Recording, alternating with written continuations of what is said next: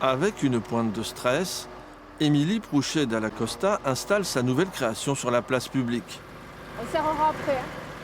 L'aboutissement de 2 ans de travail depuis le lancement du projet. Là, c'est le moment le plus délicat puisque les flèches s'entremêlent. Donc, on fait une petite manœuvre avec la grue.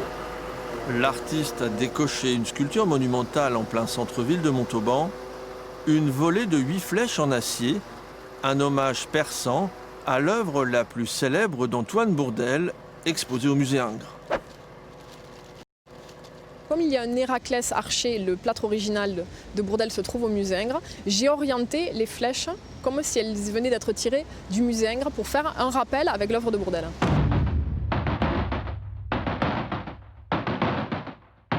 Elle bouge en fait, elle bouge et je peux imaginer aussi qu'elle bouge avec les intempéries, qu'elle remue avec le vent. C'est aussi la qualité, la plasticité de l'acier. La plus haute flèche mesure 4,50 m. L'artiste est une habituée des commandes publiques.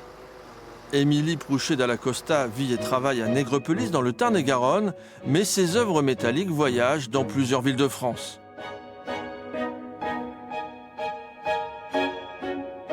Dans son atelier, une autre sculpture est en cours d'achèvement. La pièce est destinée à la place de l'hôtel de ville de Montcornet dans l'Aisne, une pièce à visée historique. C'est une représentation de la bataille de France qui a été perdue par Charles de Gaulle et qui a ensuite débouché sur la résistance. C'était aussi une commande publique. C'est dans la ferme familiale qu'elle a appris à travailler le fer.